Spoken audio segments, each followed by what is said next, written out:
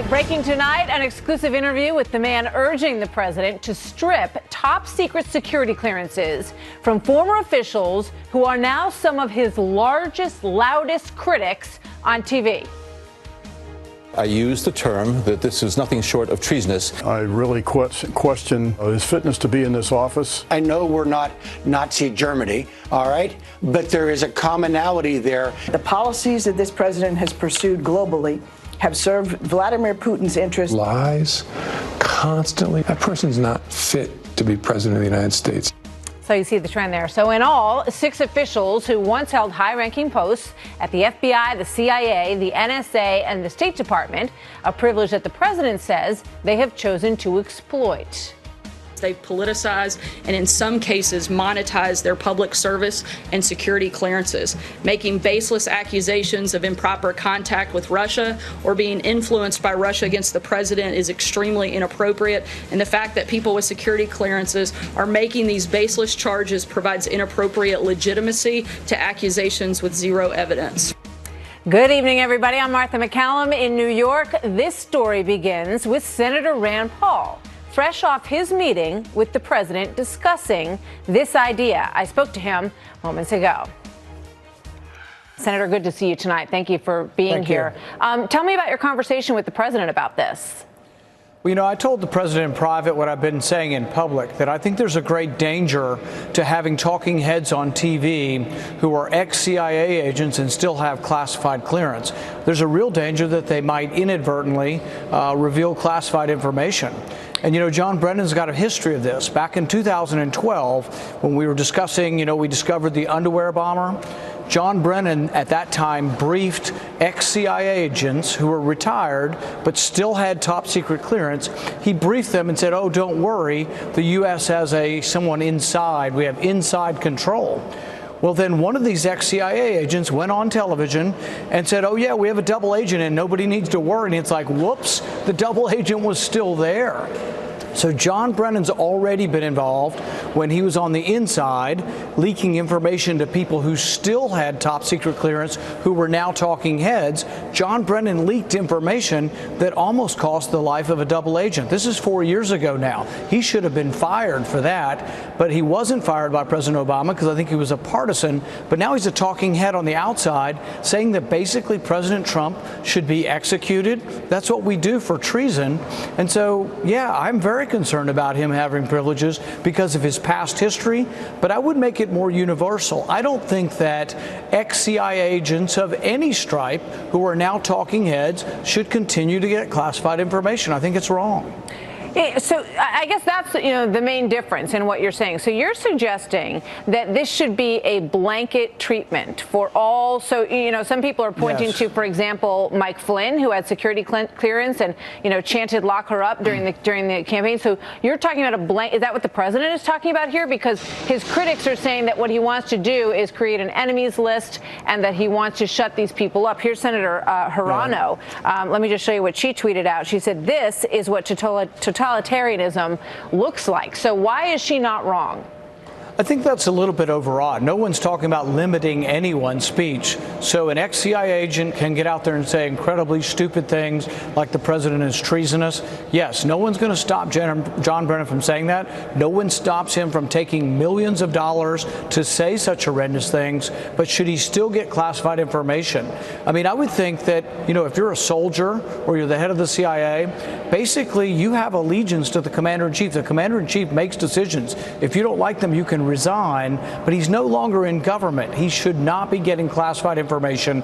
He also has a history of leaking classified information that endangered agents in the field and almost got an agent killed. All right, so you're referring to John Brennan, and that's what you referred to originally, but you saw the White House today. They added a lot of people to that list: Susan Rice, Michael Hayden, McCabe, Comey, and according to what they're saying now, James Comey and Andrew McCabe do not even have classified clearance. They do not have that kind of security clearance. So would you expand the list to include Michael Hayden? James Clapper, would he be on your list as well? Yeah, I would not probably even name names. I would probably have it as a universal policy that when you leave, the only time I can think of a reason why you would want to keep this would be in a transition when you're still briefing people and you're sitting down with the next administration. I would probably just go one step beyond and not let any retired officials go on television that still have classified security clearance. So how serious is the president about pursuing this? Because they said, you know, they want to look into the avenues that exist to pull these clearances. What was your impression when you were in there with him about what the time frame is for making this happen and how determined he is to do it? I think there's a great deal of resolve because I don't think we should reveal secrets to people who are calling the commander-in-chief treasonous. I don't think there's many people in America who are going to disagree with that judgment, that we would continue to give secrets to a person calling the president treasonous. So I do think that the American people are going to agree with him on this. And I would probably just go even further and say that really ex-CIA agents, once retired, should no longer have top secret clearance. All right. You know, in terms of, did the president, just in terms of the chicken and egg on this, was it your idea initially, or did you talk to the president about it? And, you know, did you say, I'm going to, you know, I'd like to bring this up, I'm going to start pursuing this? You know, I've been upset about John Brennan's remarks for a long time, but, you know, I've also been upset for him from the very beginning. I filibustered originally his nomination back in 2012, 2013, so I've never been a big John Brennan fan. You remember also that John Brennan was involved with hacking into the Democrats' computers when they were doing the research into torture and waterboarding. They illegally, and he eventually apologized, not before sort of lying at first and saying that they didn't do it. But John Brennan has a very, very sketchy history of doing things and abusing power, so he needs to not be getting any information because I think he has a history of doing things for partisan reasons and also things that the CIA is not supposed to do, which is spy on senators and on their computers. What did the president say about Brennan? I think he's not real happy with Brennan and the others for basically, I mean, does anybody remember 5 or 10 years ago when people retired from the CIA, they might go on television, but they sort of act like statesmen. They acted like retired statesmen and they would weigh in on affairs from 60,000 feet. But you didn't have them saying, rah, rah, rah, vote Democrat. You didn't have them calling the president words like disgusting and disgraceful. No, absolutely not. And so this is so over the top that something's got to be done, and these people do not need to be privy to secrets because they might be using these secrets for partisan purposes. They are nakedly partisan, and John Brennan should not get anywhere within 10,000 yards of the government. He should have a restraining order. Wow, those are very strong words. Would that apply to, for instance, Robert Gates, who, you know, worked for Democrats and Republicans? He wrote a book where he said some pretty strong things about President Obama in terms of his confidence in his ability to lead. So would you include him on a list like that?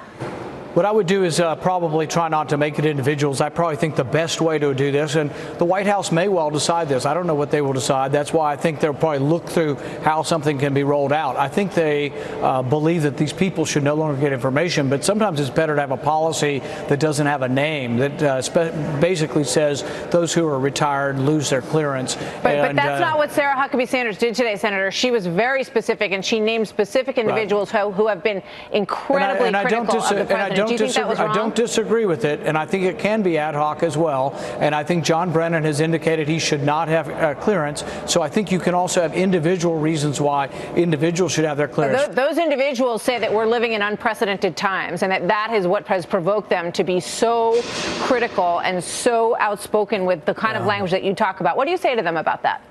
I think they're deranged. It's Trump derangement syndrome. People saying, oh, no, there's not going to be democracy. When did President Trump come out against democracy or voting? I mean, these things are so over the top. I mean, most Democrats in Congress were for engagement with Russia under President Obama. Now, to a person, they act as if you're anything short of wanting war with Russia, that you're not doing enough. Every day they want new sanctions, this and that. And it's like, do they not remember that even though Reagan called the Soviet Union an evil empire, he sat down with Gorbachev and he didn't hurl epithets at Gorbachev. They had a reasonable conversation. And because they did, we had nuclear arms reductions, and it was a huge step forward for world peace. That can happen again, but not if we're deranged by politics. All right. Well, one last unrelated question. I know that you all received the documents from Brett Kavanaugh on Friday. Did you have a chance to look at them? And how will you vote? We've been reviewing them for some time now, and I'm going to meet with Brett Kavanaugh tomorrow. I have an open mind. I'm undecided. I am very concerned, though, about the Fourth Amendment. I do not believe that you can have a blanket exception to the Fourth Amendment for national security. The Fourth Amendment was meant to limit the government, and if the government just says, oh, we're going to do this for national security, and there's an exemption to the Fourth Amendment, that's very, very troubling. So we're going to have, I hope, a spirited discussion about the Fourth Amendment, and we'll see where the chips lie at the end. We will look forward to that. Senator, always good to see you. Thank you very much for being here tonight. Thank you.